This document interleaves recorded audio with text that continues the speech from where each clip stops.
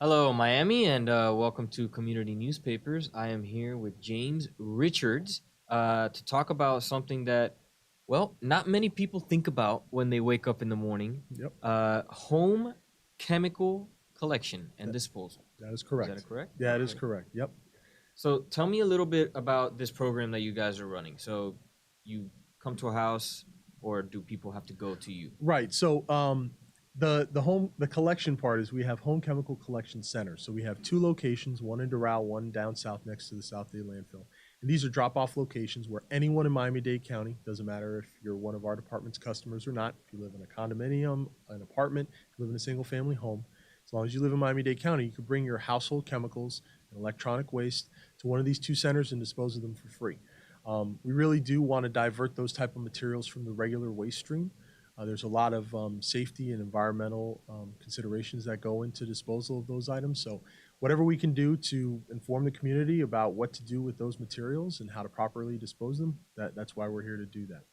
Well, I'm sure many folks at home are, going to sit here and think, well, why do I have to get in my car with all these chemicals to drive to one of two centers in the entire county when I can just throw it in my dumpster in the back? Mhm. Yeah, no, I mean, it really does, it really is behoove of each one of us to take that responsibility because, if you dispose of, let's say, a half gallon of bleach, let's say you don't finish the bleach in your laundry room, you just throw it in your garbage cart.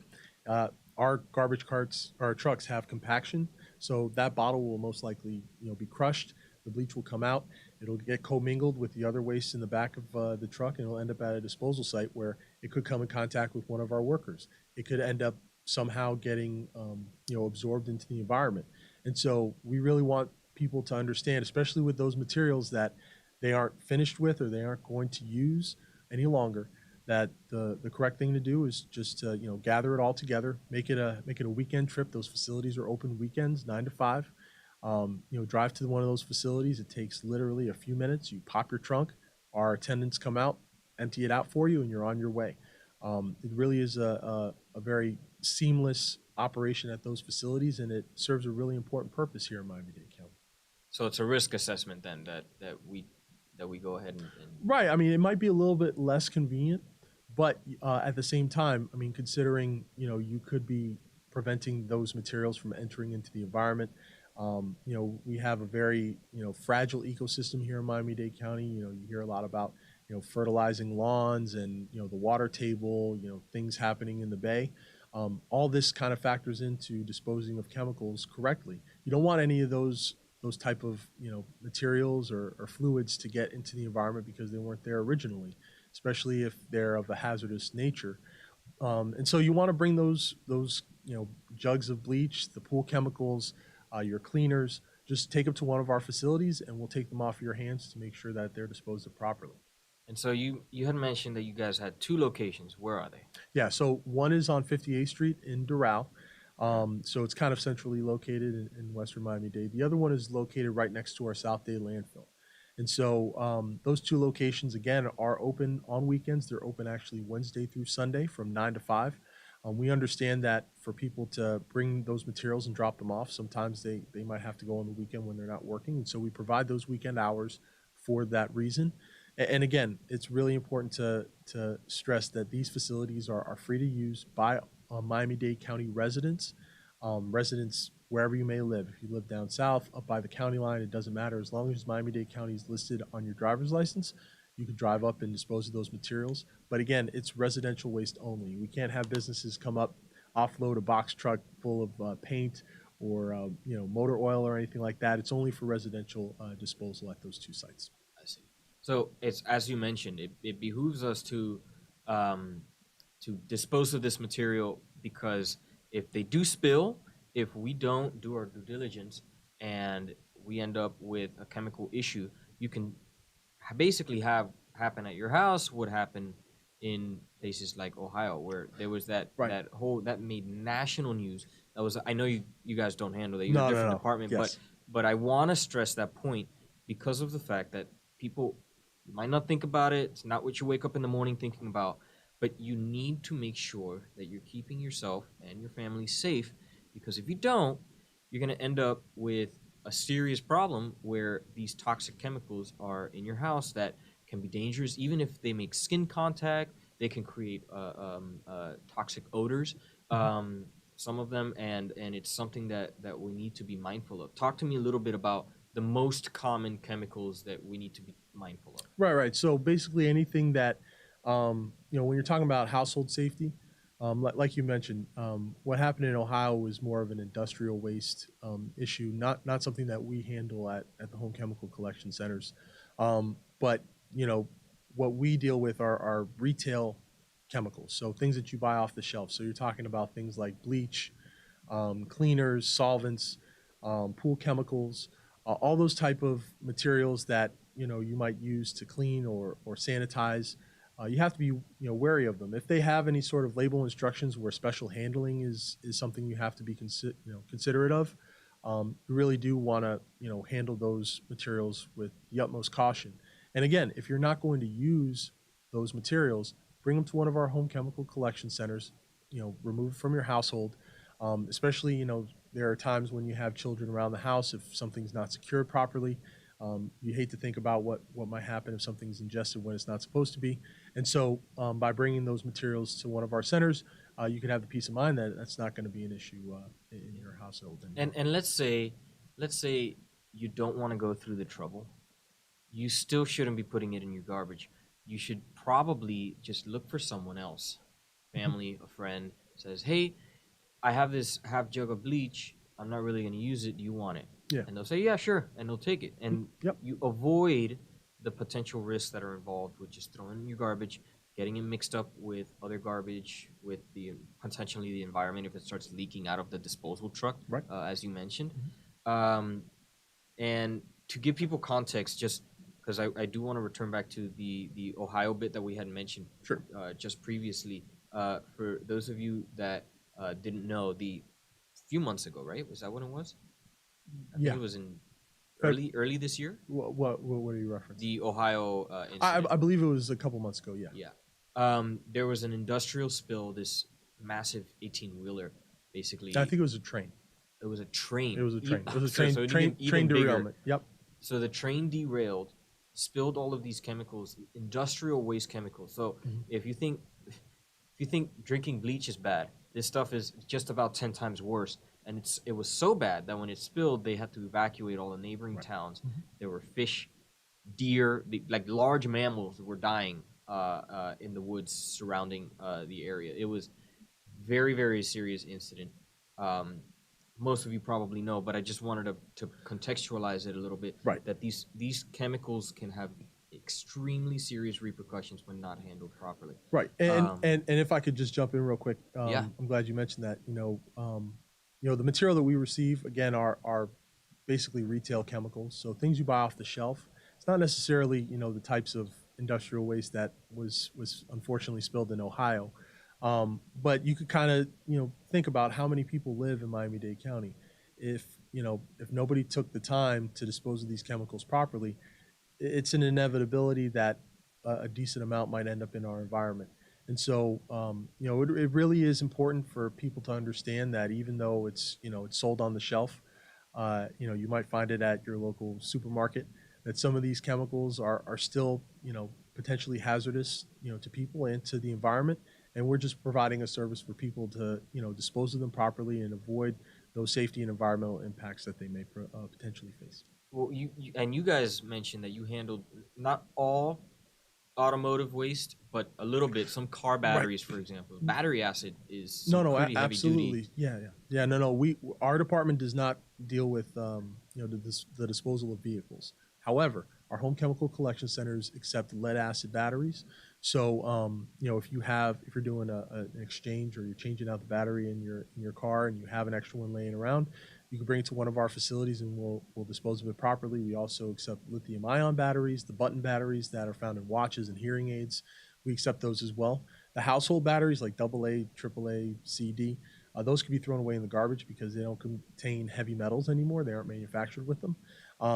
But at the same point, if you're going to be doing an oil change, we'll take the used oil and you can bring it to one of our home chemical collection centers. If you have any other automotive fluids, antifreeze, if you have coolant, if you have transmission fluid and you have it in a container, you could bring it to one of our facilities and we will take it off of your hands and dispose of it properly. That being said, like you mentioned before, we have 2 facilities in all of Miami-Dade County. A little tip or a trick is that, if you have some of those automotive waste, you have used oil, you have an old battery, you bring it to one of those auto parts stores that you find all over the place. A lot of times they accept those and they'll dispose of those batteries and fluids for you. So, there are other options other than us. We're just a part of a system that hopefully will reduce the amount of hazardous waste that could potentially be in our environment, in our neighborhoods. Right. So on the topic of batteries, just to clarify, the normal standard plug it into your TV remote AA batteries, those can be thrown away. Right. The ones that are more heavy duty car batteries or some of the lithium ion batteries that you mentioned, the ones that look like little circles, right? Right. Those need to be, disposed of properly. Rechargeable batteries. So you're talking about the ones that are used in drills, power tools. Sometimes they're used in toys. Those need to be disposed of properly because they're manufactured a bit differently. But again, the AA's, AAA's, CDs, those typical batteries that you usually purchase before hurricane season, those can be disposed of with your regular garbage. Again, they do not contain any heavy metals, and they could just go with your household waste. Gotcha. And let me ask you this, because here's another one.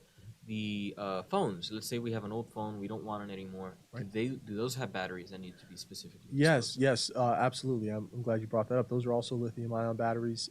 Our home chemical collection centers accept used electronics, including cell phones, laptops, tablets, televisions. They accept all those types of, printers, VCRs if you still have them, DVD players. We accept all the type of electronic waste because those items are manufactured with certain types of components that could be environmentally hazardous. So, one rule I always tell people is just make sure that you wipe your phone clean, wipe your tablet clean of all your personal information. Remove your hard drive if you need to from your laptop, because once you drop it off at our facility, it could be gone that day to our recycling partner, and you won't be able to get that information back. So you want to make sure you take all your private information off those items. But used electronics are accepted at our 2 home chemical collection centers. Gotcha. And so when I think of TVs and computers and phones, my mind immediately goes to, oh, it's an electronic thing, it's got a bunch of metal wires and stuff. Where are the chemicals? Right. I'm assuming those are, well, at least for phones, it's in the batteries, but a TV gets plugged into an outlet on the wall. Right. So, electronic waste and chemicals, you're correct. They aren't synonymous, but at the same time, electronic waste does pose an environmental, challenge when it's being disposed of. And so, you have different things like processors and microchips that have different types of metals in them that are potentially dangerous to the environment. And so we want to take that into account. We have vendors who come and pick up the electronics from our 2 centers, and they have ways of separating the different components and making sure that they are disposed of properly. A lot of times we have people who think, oh, it has metal, it has glass, it has plastic. I could just put it in my recycling cart. Those are the types of items that are recycled on a regular basis. And really, it's not the case. It's called wishful recycling. And so we want people to understand that, specifically with electronics, where there are different types of components and different types of metals and wires and, even different types of liquids within the actual item, to bring it to one of our facilities, let us give it to our vendor. They'll be able to dispose of it properly rather than putting it in your garbage cart or your recycling cart, God forbid, and let it potentially end up somewhere where it's not supposed to, and pose an environmental challenge for us down the road. So definitely bring your used electronics to one of our 2 sites. We'll take it off your hands, and we'll make sure that it's taken care of properly.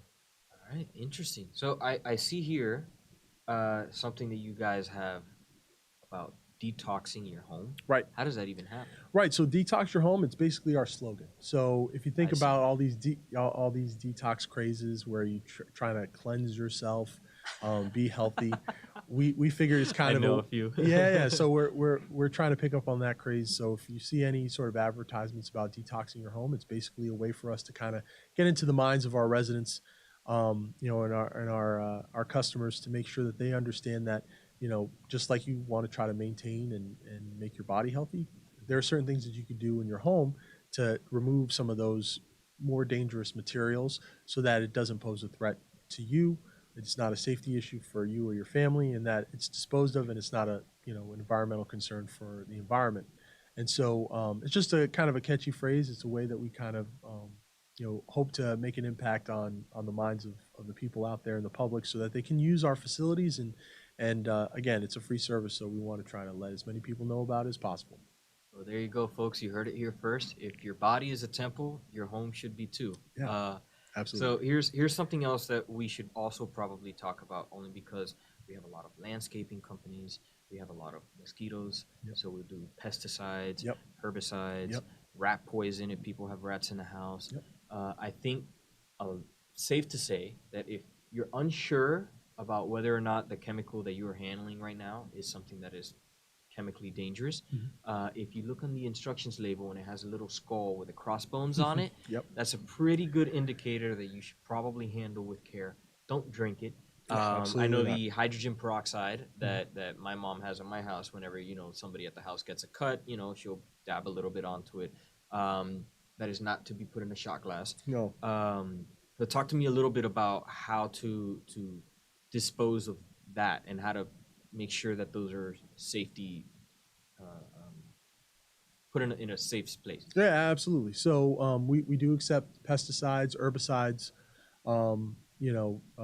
whatever's used for the controlling of pests that can be purchased over the counter. So again, we're not talking about something where you have critter control or some sort of pest control company come to your house and lay out industrial traps or anything like that.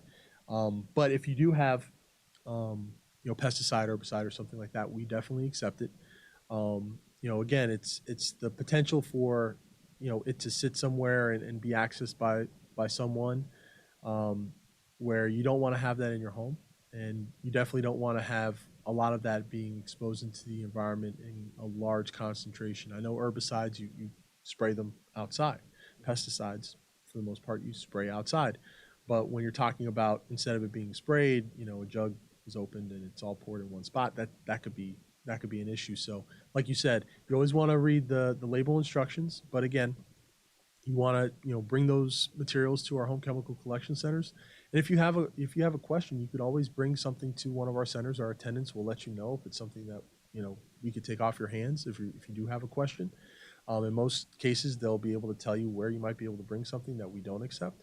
But you definitely want to keep in mind what you have at home, and specifically if it's something that's used to kill grass or kill weeds or kill bugs. If it's made to kill anything, it's probably something that you should be very careful about handling and how you dispose of it. So again, we accept those types of materials at our facilities, and we have vendors who will dispose of them properly and make sure that they don't end up where they're not supposed to be. And it's important to understand how to handle this, especially if you have small children in the home that are particularly vulnerable, aren't as aware to the dangers of having a little block. I don't even know what rat. We haven't had rats in my house in a while, but like those little blocks of rat poison. Right, and a lot of times they're manufactured in a certain way that pets and children aren't supposed to get to them. But again, if you have extra refills or something like that, you want to make sure that they're stored up high, in a place that they can't be accessed by anyone, even locked away, with a lock or with a key. And when you aren't using them, when you don't have a purpose for them anymore, take them to one of our home chemical collection centers. Have that peace of mind that that's not that's not a potential in your home anymore. And again, we will make sure that the material is disposed of properly and that it won't be introduced into the environment as it's not supposed to. Well, let me ask you this then: are any of the commonly found home chemicals, um, are any of them prone to creating toxic odors if they are exposed? So usually, again, like you mentioned, the label instructions, or there'll be label warnings if there are any sort of odors that might emit from certain chemicals. For example, like ammonia. I know ammonia has been used in cleaning for decades. Ammonia, you said? Ammonia, yeah. Yeah. So there are certain cleaning products that have ammonia. There's a smell associated with that. But basically, if you use anything, you notice that there's a strong scent. You just want to, again, be as careful as possible. Open windows, open doors while you're Turn on your AC. right. Well, yeah, you just want to make sure that everything's well ventilated. But again, those products that are purchased over the counter and retail stores and things like that, always want to read the label. And then when you're done using it, or if you're not using what's remaining of it, take it to one of our home chemical centers. Make sure that the cap is on, that everything is sealed in the container, and we'll take it off your hands and make sure that it's disposed of and it doesn't have that potential within your household anymore. So let me ask you this, because now I'm curious. If it's so dangerous that we shouldn't be the ones handling the disposal, and the general waste collection shouldn't be handling the disposal, what do you guys do to handle the disposal of these chemicals? Right. No. I'm glad you mentioned that. So both of our facilities are open air facilities. It's outdoors. So that's number one. Number two, our waste attendants at the home chemical collection centers are trained, specially trained for handling all the material. They wear gloves. Um, each type of material is, kind of categorized and placed in separate areas so that they aren't commingled. And there's a specific place. There's specific guidance for how you store certain items. So certain things shouldn't be out in the sun, obviously. Certain things shouldn't be close to, electricity or potential for a spark. So we're talking about like propane tanks and stuff. Those have to be stored away from other items. And so there's a whole training process that goes into it. We have safety equipment. We have fire extinguishers at both sites. We have safety protocols. All the material there is regularly removed by our vendors, so it's not as though we have like a stockpile of material. And that again is just to ensure that God forbid something were to happen, that there isn't this accumulation of material there that could be a bigger problem. And so we have vendors coming and removing the material that's dropped off on a regular basis. Our staff are trained to wear the proper protective equipment when they're handling this material. And then again, the facility itself is outdoors, open air, to also protect our staff to make sure that they aren't enclosed with potentially something that might have some sort of odor or smell or something like that. And so it's definitely a seamless operation, but there's a lot that goes on behind the scenes. Excuse me. Salud. Yeah, thank you. Excuse me. Third time's the charm. I know. So, oh man, I lost my voice. So there's a lot that goes on behind the scenes. There we go. There's a lot that goes on behind. Yeah, there's a lot that goes on behind the scenes, where our staff make sure that the material that's dropped off is handled correctly and is disposed of correctly. It's something that the layperson or the regular resident might not see, but trust us, we definitely take it very seriously and want to make sure that everything that's dropped off is handled in the proper way. So I know you guys focus specifically on home chemical collections. Do you guys touch schools at all? Like, science labs that might want to get rid of some of this stuff? Yeah, no. Again, our facilities are specifically for residential waste. I see. And so we don't deal with, companies, schools, or anything like that. They have contracts and vendors who provide those materials and will dispose of them for them. Okay. We've had instances where, you have a subcontractor who's painting somebody's house and they come with 10 cans of paint and we have to turn them away. I mean, because again, the facilities are for residential waste only, not for commercial waste, and so we have to take that into account. Our staff on site is really good about kind of identifying and discerning whether or not someone's coming from a home or from a business, and so that's something that we kind of want to make sure that people understand. If you're doing if you're doing work for someone, you want to make sure that you dispose of it in another manner, probably finding a company that will dispose of those materials. But if it's coming from your home, something that you bought, from a home improvement store or something like that, you could definitely bring it to one of our 2 centers. So let me ask you this, because my mom is an artist. Right. She has, when I tell you, so much paint sitting in her garage. I'm talking like what would normally have been occupied by random other junk that most people hoard in their homes, stick in the attic, what have you.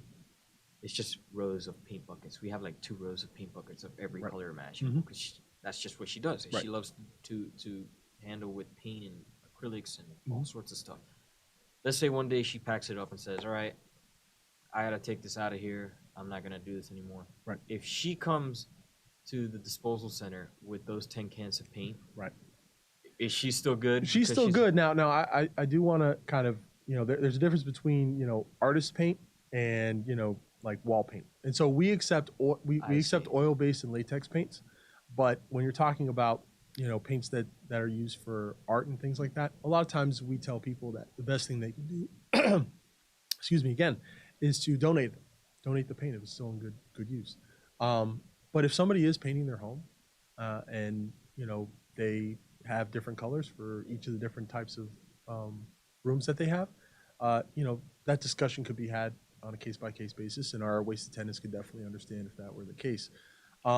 But in certain, and here's another trick, we do accept wall paint at our facilities. However, if you have like just a little bit of paint at the bottom of that bucket, and you don't want to take the trip out to one of our facilities, all you have to do is open up that can and let that paint totally dry. It has to be totally dry, and once it is, you can put it in your garbage cart and we'll take it away. The issue we have is liquid paint. Okay. If that paint is liquid, we've had calls where people call in and they say, your garbage truck spilled paint all over my street. And what we Ooh. say internally is, well, our truck didn't spill it. It was somebody who put the paint in their cart when they weren't supposed to.